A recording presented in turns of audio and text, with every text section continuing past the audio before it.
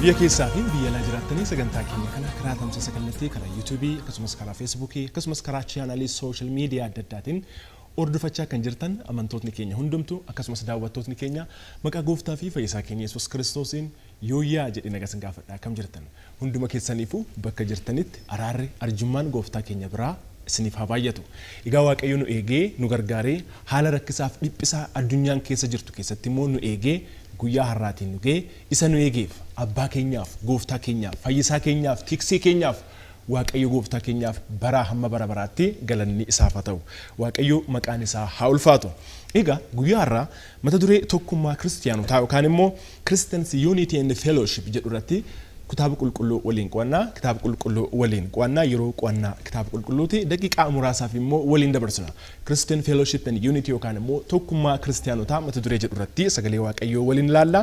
Egaa bakka jirtanitti hundumti keessan iyyuu egaa kitaaba qulqulluu keessan qopheeffadhaa akkasumas immoo nootebook yookaan immoo yaadannoo keessan akkasuma qopheeffadhaa because Bible verse adda addaa isinii kenna waan ta'eef nootti qabattanii yookaan immoo yaadannoo keessan irratti barreeffattanii moor akka dhuunfaattis akka maatiittis immoo isin qo'annaa keessan itti fuftu egaa gabaabaatti waliin qo'annaa yeroo kitaaba qulqulluu qo'annu egaa kitaaba qulqulluu qabachuun nu barbaachisaa because kan qo'annu isa waan ta'eef lammaffaa immoo akkuma duraan isiniin jedhee yaadannoo qabachuun barbaachisaadha dabalataan immoo kitaaba qulqulluu yoo qo'annu hubannaa dabalataa akka nuuf kennuu fi commentary adda addaa hin qabannaa jechuudha fakkeenyaaf inni kun the applied New Testament commentary jedha. Inni kun immoo the NIV Study Bible jedha kitaabota akkasii immoo fayyadamuun nu gargaara jechuudha because namoota beektota kitaaba qulqulluu adda addaatu barreesse waan ta'eef akkasumas immoo kitaaba qulqulluu vershinii adda addaa afaan Ingilizii afaan Amaariffaas afaan Oromiiffaas qabachuun immoo nu gargaara jechuudha dabalataan fakkeenyaaf kun the Life Applied Bible Application jedha Life Application Bible jedha akkasumas immoo inni jalaan arginu kun immoo Bible Dictionary dha inni kunis immoo hiika adda addaa nuuf kenna hubannaa adda addaa nuuf kenna isa kana kanas kaayif maaliif yeroo kitaaba qulqulluu qo'annu kitaabota akkasii fayyadamuun commentary akkasii fayyadamuun hubannaadhaaf nu gargaara because yoo isaan refer goonu hubannaa dabalataa adda addaa argannaa jechuudha kanaafuu guyyaa addaa kitaaba qulqulluu akkuma duraan isiniin jedhee tokkummaa kiristaanotaa mata duree jedhu irratti Christian Unity and Fellowship ka jedhu irratti kitaaba qulqulluu keessaa bakka tokko filannee irratti immoo waliin Waaqayyoon kadhannee irratti immoo qo'annaa keenya gaggeessina. Egaa kitaaba qulqulluu keenya keessatti kakuu moofaattis kakuu haaraattis Waaqayyo yeroo hundumaa gara fellowship kanaatti gara tokkummaatti nu waamaa jechuudha. Egaa bakka tokkummaan jirutti egaa sagalee Waaqayyo eebbatu jira jedhu. Bakka tokkummaan jirutti eebbatu jira, humna guddaatu jira.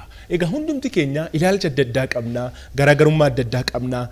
Inni kun garuu Kiristoosiin tokko akka taane sagalee Waaqayyo nutti hima. Ilaalcha adda addaa haa qabaannu malee, eenyummaa adda addaa irraa haa dhufnu malee, aadaa adda addaa, ilaalcha adda addaa, shaakala adda addaa haa qabaannu malee, Kiristoosiin tokko akka taane, tokkummaa sana keessatti immoo humni akka jiru, eebbi akka jiru, tokkummaa kana immoo eeggachuun barbaachisaa akka ta'e sagalee Waaqayyo nutti dubbataa jechuudha.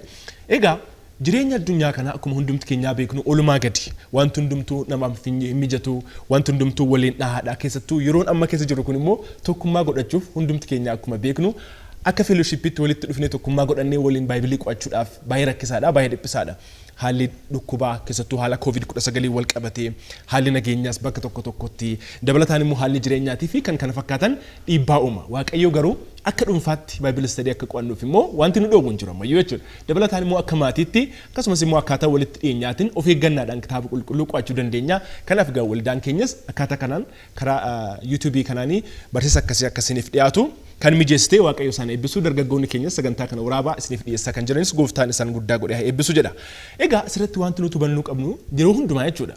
Seexanni tokkummaa kiristaanotaa hin jaalatu. Karoorri seexanaa yeroo hundumaa tokkummaa kiristaanotaa diiguudha. Ilaalchi isaa karoorri isaa yeroo hundumaa tokkummaa kiristaanotaa yoo diige hin milkaa'a. Tokkummaa kiristaanotaa diigee jennaan hin milkaa'a. Kanaafuu asirratti immoo dhoksaa seexanaa dursinee beeknee irratti dammaqnee barbaachisummaa tokkummaa keenyaa beeknee irratti hojjechuun baay'ee barbaachisaadha jechuudha. Kanaafuu egaa kaayoon barumsa kanaa kaayoon Bible study kanaa yookaan immoo kaayoon qo'annaa macaafa qulqulluu kanaa tokkummaa amantootaa cimsuudhaan dhaloota fakkeenyummaa gaarii qabu oomishuudha. Because yoo tokko taanu eebba qabna, yoo tokko taanu fakkeenyummaa gaarii qabna, yoo tokko taanu humna qabna waan ta'eef kaayoon Bible study kanaa tokkummaa keenya cimsinee amantoota fakkeenyummaa gaarii qaban mootummaa Waaqayyootiif kan qophaa'an goonee qopheessuudha wal qopheessuudha. Yeroo qo'annaa kitaaba qulqulluu jalqabnu gaa yeroo hundumaa kadhannaadhaan jalqabuun baay'ee barbaachisaadha. because kadhannaani yaada biyya lafaarraa walitti nu sassaabaa yaadni keenya gara sagalee waaqayyo akka ta'u yaadni keenya fokusiinsa vertical relationship with God waaqayyo wajjin akka ta'u hariiroon keenya walii keenya waliin akka ta'u yaada addunyaa keessaa adda nu baasa waan hubachuu qabnu immoo nu hubachiisa nu barsiisa jireenya keenya immoo nu jijjiira waan ta'eef gabaabsinee waliin waaqayyoon kadhannee gara barumsa keenyaatti immoo deemna. Waaqayyo maqaa gooftaa Yesuusin si galateeffannaa galanni ulfinni kabaji siif haa ta'u nu gargaartee hunduma keenya bakka jirutti immoo nu eegdee carraa kanatti immoo sagalee kee akka waliin qo'annuuf akka waliin barannuuf akka wal barsiisnuuf carraa kana waan nu laatteef galatoom anis yoo ergaa kana dabarsu ati na gargaari obboloota koo fuuldura koo dhaabbatanii sagantaa viidiyoo kana waraabaa jiran sagantaa editingii kan hojjetan hunduma isaanii waaqayyo ati eebbisi amantoota amma waaqayyo mana isaanii ta'anii akka dhuunfaatti akka maatiitti qo'annaa macaafa qulqulluu kana gaggeessan maqaa Yesuus Kiristoositiin sagaleen kun jireenya isaaniitiif eebba haa ta'u furmaata haa ta'u jireenya isaaniitti dubbadhu jireenya isaanii jirjiiri gara fuulduraatti isaan tarkaanfachiisi transform isaan godhi karoora diinaa hundumtuu maqaa Yesuusin hadiigamu nu wajjin ta'e maqaa Yesuusin akkas jennee walii galleessi kadhannaa ameen. Maqaa waaqayyo keenyaa haa galatamu ulfinni galanni isaaf haa ta'u. Egaa guyyaa irraa tokkummaa amantootaa ergaa Filiphisiiyus irraa tokkummaa amantootaa ergaa Filiphisiiyus irraa mata duree jedhuun ilaalla. Ergaa Filiphisiiyus irraa tokkummaa amantootaa maal baranna?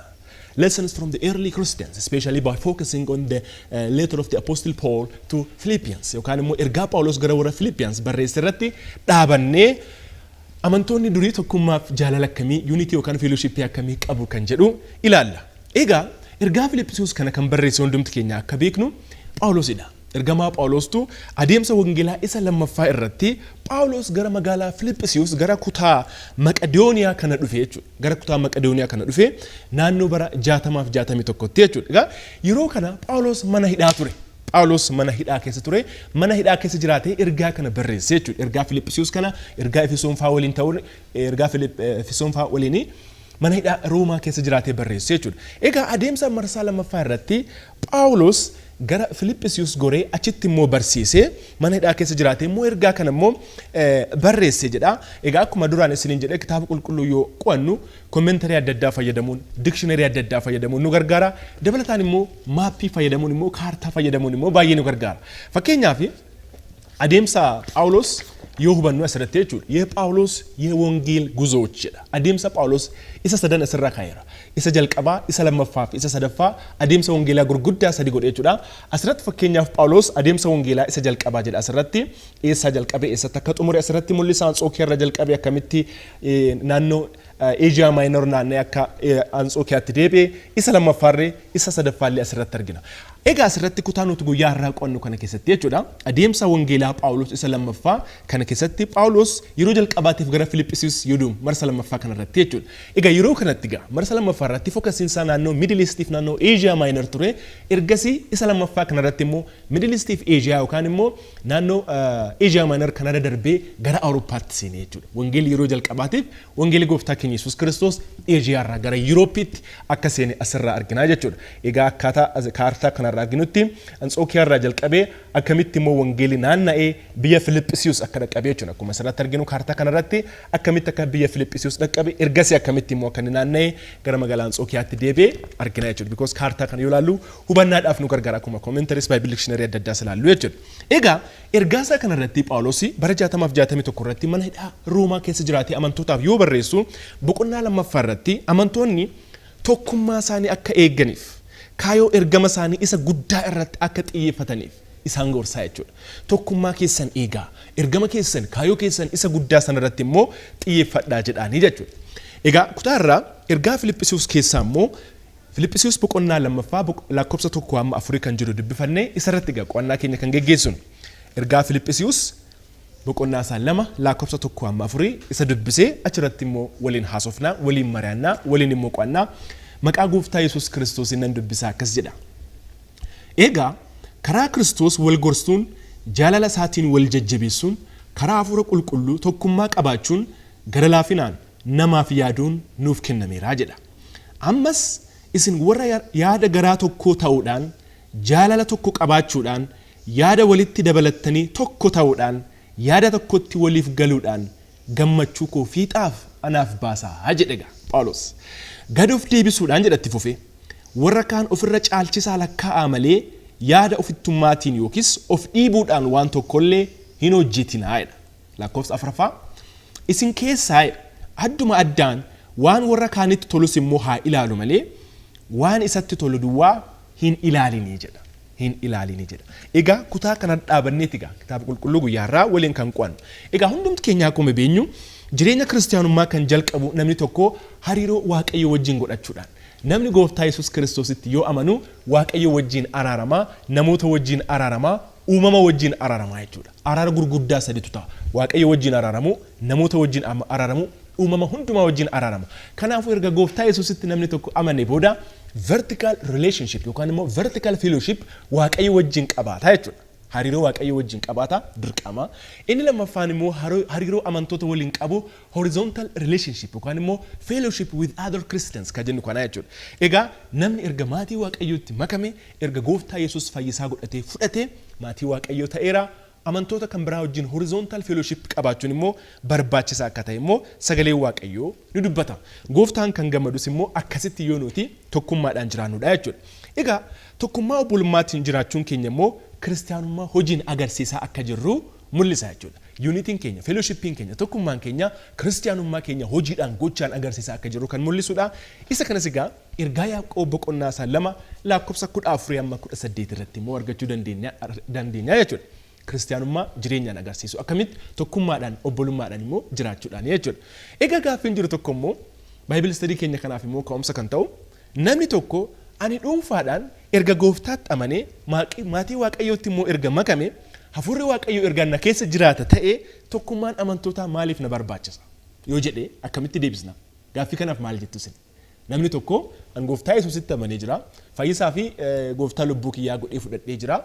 Maatii Waaqayyootti makamee jira. Hafuurri Waaqayyoo na keessa jiraata. Kanaafuu tokkummaan amantootaa maaliif na barbaachisa? Maaliif biizinasii koo hin gaggeessu? Maaliif dhuunfaatti hin jiraadhu? Maaliif individual life kiyya hin gaggeessu jedhee yoo yaada kaase maal jettanii gorsiisu akka kitaaba qulqulluutti? Namni tokko yoo akkas jedhe fellowshipiin maaliif na barbaachisa jedhe tokko gaaffii kana irratti immoo barbaachisummaan tokkummaa amantootaa maal kan jedhu waliin ilaalla. Itti fufnee immoo jireenya dhuunfaa kiyyaaf maaliif na barbaachisa yoo inni jedhe barbaachisummaan immoo tokkummaa kun maal kan jedhu isa kana irratti immoo akka waliin qo'annu immoo barbaada. Egaa gaaffii kanaaf deebii yoo kenninu hundumti keenya isinis bakka jirtanitti immoo mari'adhaa. Namni tokko tokkummaan yookaan immoo fellowshipiin kiristaanaa maaliif isa barbaachisa kan jedhu isinis bakka jirtanitti immoo mari'adhaa. Garuu immoo kutaa amma Filiphisius boqonnaa 2 lakkoofsa 1 hamma 4 irra dhaabannee waliin immoo ilaalla guyyaarra. Kitaaba qulqulluu keenya irra dhaabannee kakuu moofattis kakuu haaraa irra dhaabannees waan baay'ee jechuu dandeenya barbaachisummaa tokkummaa amantootaa jechuudha. Fakkeenyaaf yeroo baay'ee namni tokko erga gooftaa Yesuus Kiristoositti amanee booda amantiidhaan jiraachuun tokkummaadhaan jiraachuun irraa eegamaa jechuudha. Amantiin isaa sun immoo hojiidhaan mul'achuu qaba. Yeroo teoloojii nu barsiisanii terminoloojii lama fayyadamu barsiisonni yeroo baay'ee warri teoloojiyan maal jedhu orthodoxy and orthopraxy jedhu. Orthodoxy and orthopraxy. Orthodoxy jechuun immoo maal jechuudha? Correct doctrine yookaan immoo correct teaching isa jedhu jechuudha. Barsiisa sirrii qabaachuu, amantii sirrii qabaachuu isa jedhu irratti jechuudha. Namni tokko amantii sirrii qabaachuu qaba. Akkamitti jennaan barsiisa sirriirra amantii sirrii qabaachuu qaba. Isa sana orthodoxy jedhanii lafa kaa'u. Ittuma fufanii immoo orthopraxy jedhanii lafa kaa'u. Inni kun correct practice yookaan immoo correct behavior jedha. Namni tokko erga amantiinsaa sagalee Waaqayyoo irratti amantiisa sirrii ta'ee jireenyaan mul'achuu qaba. Orthopraxy qabaachuu qaba. Jireenya gaarii, amala gaarii, eenyummaa gaarii qabaachuu qaba jedhuga. Jireenya sirrii, amala sirrii. Egaa akkaataa barsiisa kitaaba qulqulluutti barsiisni sirrii ni jedhuga. Gara jireenya sirriitti nama qajeelchaa kan dursee dhufu immoo kanaafuu maalidha? Barsiisa sirriidha. Namni barsiisa sirrii yoo argate barsiisa sirrii sanarra dhaabatee amantii sirrii jireenya sirrii qabaata waan ta'eef jechuudha. Lamaan isaanii iyyuu barbaachisu garuu immoo dursee kan dhufu barsiisa sirriidha. Orthodoxy comes first and then orthopraxy comes next. Amantiin sirriin barsiisni sirriin yoo dhufe namni sun akka barateetti immoo jiraachuu qaba. Inni sun jireenyi sun orthopraxy jedhama jechuudha. Phaawulosis egaa ergaa kanarra dhaabateeti egaa kitaaba Roomaa yoo ilaaltanii kitaabni Roomaa yookaan immoo ergaan Phaawulos gara warra Roomaa boqonnaa 1 hamma 12 irratti Phaawulos barsiisa sirrii irratti xiyyeeffate. Amantii sirrii irratti yookaan immoo orthodoxy isa jennu sana irratti immoo xiyyeeffate barsiise. Ergasii 1 hamma 11 irratti waa'ee orthodoxy yookaan immoo barsiisa sirrii qabaachuu, doktiriinii sirrii qabaachuu irratti erga barsiisee booda boqonnaa 12 irra jalqabee immoo akkas jedha. Kanaafuu obboloota kiyyaa'edha. Orthodoxy barsiiseen booda gara orthopraxytti ce'a. Maa jedhee Kanaafuu obboloota kiyyaa qaama keessan aarsaa gootanii qulqulluu gootanii isa jiraataa gootanii Waaqayyo gammachiisuuf akka dhiyeessitaniif isinan kadhadhaa. Aarsaa gootanii akka dhiyeessitaniif qulqulluu gootanii akka dhiyeessitaniif that is orthopraxy yookaan immoo jireenya sirrii isa jennu kanaa jechuudha. Lafa kanan fakkaatina jijjiirama sammuu keessaniin haaromfamaa malee jedha. Akkasumas immoo Efesoon keessatti boqonnaa isaa tokkoffaa hamma boqonnaa sadaffaa yoo ilaaltani waa'ee ortodoksiiti. Kana jechuun maal jechuudha? Waa'ee amantii sirriitti nama dhaabuu, barsiisa sirriitti nama dhaabuu Phaawulos erga barreessee booda boqonnaa afuraffaa irratti immoo maal jedhaa itti fufee jireenyeedha. Kana jedheen booda jireenyi waamicha keessa madaalu, jireenya waamicha keessa madaalu akka jiraattanuuf isinan kadhadhaa jedhee jalqabe orthopraxy jechuudha. Jalqaba amantii sirrii, barsiisa sirrii, doktrinii sirrii, achiin jireenya sirrii. Kana waan inni isiniif fakkeenya kana fudhachuu barbaadee fi amantiinii fi jireenya kiristaanummaa waliin adeemu jechuudha. Barsiisni sirriin jireenya kiristaanummaa isa sirrii ta'e fidaa jechuudha. Right orthodoxy, right orthopraxy isa jennu jechuudha. Kanaafuu amantiiniif jireenya kiristaanaa tokko waliin deemuu qabu. Lamaan isaaniiyyuu barbaachisoodha. Namni tokko an kiristaana yoo jedhee jireenyi isaa immoo kan Kiristoos fakkaachuu qaba jechuudha. Kan Kiristoos fakkaachuu qaba. Ta'uu baannaan kiristaanummaan isaa gaaffii keessa jira jechuudha. Egaa tokkoffaa Yohaannis boqonnaa isaa 2 lakkoofsa 3 hamma 6 irratti yoo ajaja yookaan abboommii isaa eeggatte jedha gooftaa beekuun kee ni beekamaadha. Isa beeka jedhee namni seeraaf ajaja gooftaa hin eegganne inni sobduudha jedha. Namni sagalee Waaqayyo gooftaa dhaga'ee akkasitti jiraate immoo inni Waaqayyoon beekaadha. Akka barsiisa gooftaatti immoo in jiraataadha. Maqaa Waaqayyo ulfaatu. Kanaafuu Waaqayyo beekuun akka barsiisaatti immoo jiraachuudha. Egaa jireenya kiristaanummaa jireenya duuka bu'aa gooftaa Yesuus ta'uuti. Akkuma hundumti keenyaa beeknu namni tokko yoo Kiristoositti amanee duuka bu'aa gooftaa ta'a. Disciple, follower of Jesus Christ ta'a jechuudha. Egaa namni duuka bu'aa gooftaa ta'e immoo akka barsiisaaf sagalee Waaqayyootti immoo jiraachuun irraa eegama jechuudha. Sagaleen Waaqayyoo immoo waa'ee tokkummaa, waa'ee hariiroo obbolummaa waan baay'ee nuun jedha. Kakuu moofaattis, kakuu haaraattis jechuudha. Fakkeenyaaf gooftaan Yesuus Kiristoos waa'ee tokkummaa keenyaa nuuf kadhateera. Akka nuti tokko taanee jedhee kadhate gara Waaqayyo Abbaatti. Akka nuti tokko taanee isaanis akka tokko ta'aniif jedhee nuuf kadhateera. Wangeela Yohaannis boqonnaa isaa 17 lakkoofsa 20 hamma 23 irrattis kan argina jechuudha. Gooftaan Yesuus akka tokkummaa qabaannuuf maal godheera? Kadhateera. Kanaafuu tokkummaa qabaachuun akka kiristaanotaatti barbaachisaadha. Waamicha ajajaa jechuudha. Itti waamamnee jirra, itti ajajamnee jirra jechuudha. Dabalataan ergamaan Phaawulos tokko sadaffaa kakuu haaraa kan barreesse kitaabota kakuu haaraa 27 keessaa tokko sadaffaa kan barreesse ergamaan Phaawulos tokkoffaa Qorontos boqonnaa isaa 1 lakkoofsa 10 irratti amantoota gidduutti waliigalteeniif tokkummaan akka jiraatu in ajaje jechuudha. Tokkummaan akka jiraatuuf gargar bahuun immoo amantoota gidduu akka hin jiraanneef gorsaa ture amantoota warra Qorontos jechuudha. Egaa gara kakuu moofaatti immoo yoo deemnu kitaaba faarfannaa boqonnaa isaa 123 yookaan immoo kitaaba faarfannaa 123 lakkoofsa 1 hamma 3 yoo dubbifattan achirratti immoo ergaa guddaatu jira. Obbolummaa keessa, hariiroo keessa, fellowshippii kiristaanotaa keessa, walitti dhufeenya hariiroo obbolootaa keessa eebbi guddaan akka jiru sagalee Waaqayyo achitti nu dubbata. Maal jedhaa?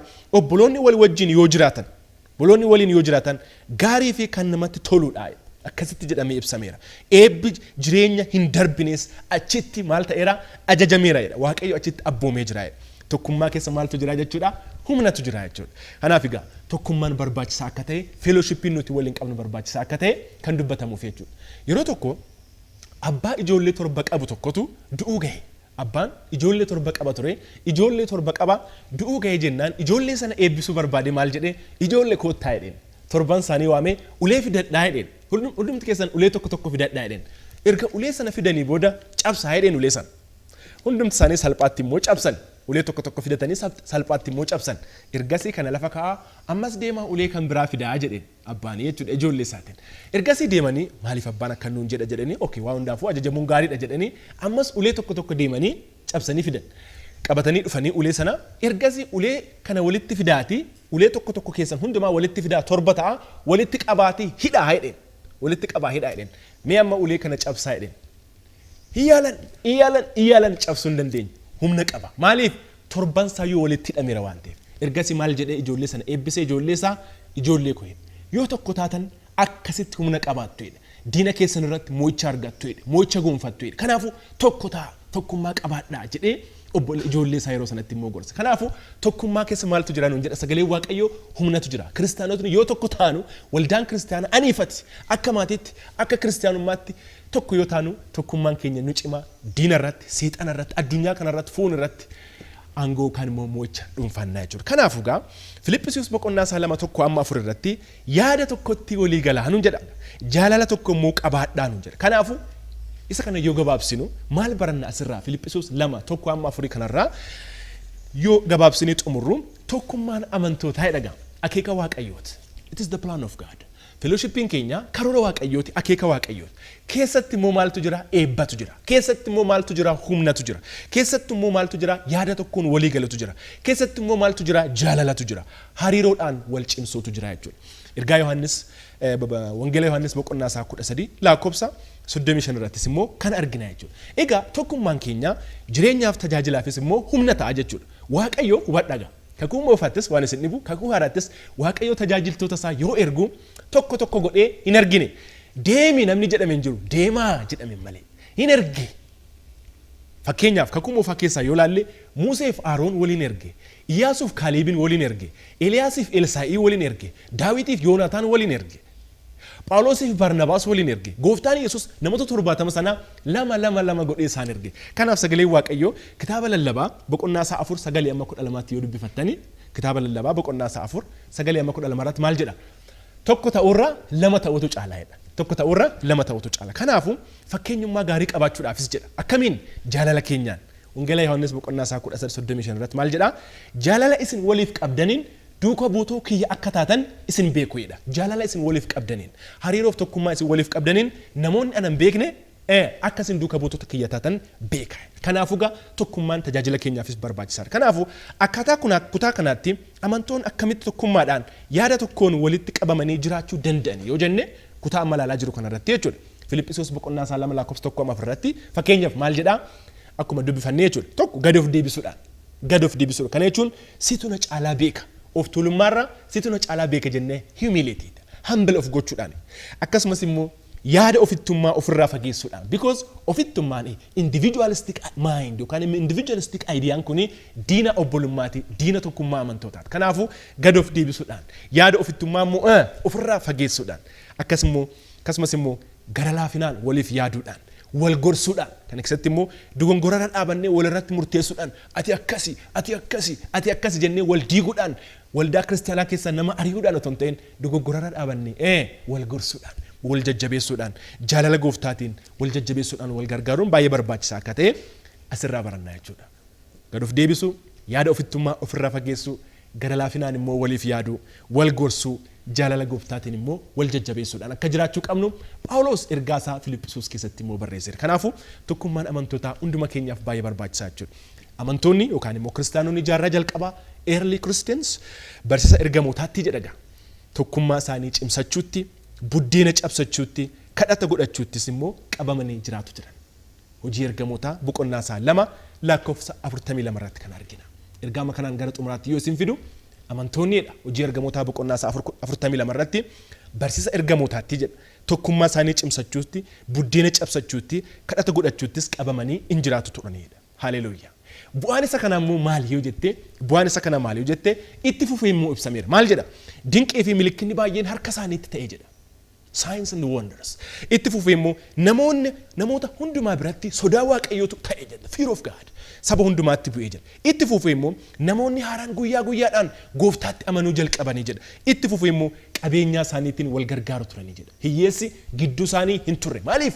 Waan qabanii wal gargaaran turan waan ta'eef jechuudha. Akkasuma immoo ayyaanaaf gammachuu guddaa qabu turan. Gammachuu guddaa ayyaana Waaqayyoo guddaatu irra ture. Kanaafuu obboleessa kiyya, kanaafuu obboleetta kiyya, kanaafuu abbaa kiyya, kanaafuu haadha kiyya. Jireenyi obbolummaa erga gooftaatti amannee qabaachuun barbaachisa. Maaliif? Kana hundumaa qaba waan ta'eef. Ayyaanni Waaqayyoo nuuf baay'ata. Gammachuu guddaatu ta'a. Fakkeenyummaa gaarii qabaanna. Namoonni haaraan nutti dabalamu. Ulfinni Waaqayyoo nuuf baay'ata. Eebba Waaqayyoo guddaatu nuuf ta'a. Tokkummaa kiristaanotaa keessa. Tokkummaa kanaan akka jiraannu immoo Waaqayyo nu haa gargaaru. Kanaafuu nutis amantoota jaarraa jalqabaa kanarraa barannee barsiisa ergamootaatti kana jechuun immoo barsiisa gooftaatti immoo jabaachuudhaan tokkummaa keenya immoo cimsuudhaan buddeena cabsattuu yookaan immoo waldaa kiristaanaa keessatti irbaata gooftaa isa fudhannu jechuudha. Tokkummaa keenya cimsuudhaan kadhannaatti immoo tokkummaa keenya cimsuudhaan hamma dhumaatti deemuu akka dandeenyu immoo Waaqayyo nu haa gargaaru. Isa guyyaa har'aa immoo kanuma irratti gabaabsina Waaqayyo tokkummaa amantootaa kanaan immoo hunduma keenyaa nu haa eebbisu. Akka maatiitti qo'annaa macaafa qulqulluu keessan itti fufaa, akka dhuunfaattis immoo itti fufaa, haala isaatiitiin haala yerootiin wal qabsisnee barsiisa keenya immoo asuma irratti dhaabna. Waaqayyo jireenya tokkummaa kanaan immoo nu haa eebbisu. Tokkummaa keenya kan jibbu hafuurri diinaa wal dhabdee obboloota gidduutti kan facaasu maqaa Yesus Kiristoostiin kan diigame haa ta'u. Waaqayyo hafuura tokkummaatiif obbolummaa kanaan, hafuura fellowshipii kanaan Waaqayyo hunduma keenyaa nu haa eebbisu. Tokkummaa keessa humnatu jira, eebbatu jira, gammachuutu guddaatu jira. Wanta lakkaa'amee hin dhumne baay'eetu jira. Kanaafuu isa barannetti, isa dubbannetti, isa dhageenyetti, isa faarfannetti akka jiraannuuf Waaqayyo ayyaana isaatiin hunduma keenyaa nu haa gargaaru. Qo'annaa keenya immoo kanuma irratti dhaabna. Isin immoo mana keessanitti itti fufaa. Egaa qo'annaa kana dargaggoota waldaa keenyaa hundumaa waliin ta'uudhaan, viidiyoo waraabuudhaan, sagalee qindeessuudhaan akkasitti edit godhanii kan bareechanii isiniif dhiyeessan. Isaanii Waaqayyo isaan haa eebbisu, hunduma keessan haa eebbisu, hunduma keenyaa Waaqayyo haa eebbisu. Sagantaa kan biraatiin immoo hamma wal arginutti nuuf jiraadhaa eebbifamaa. Waliin jiraannaa, waliif jiraannaa, wangeelaaf jiraannaa. Horaa biraa.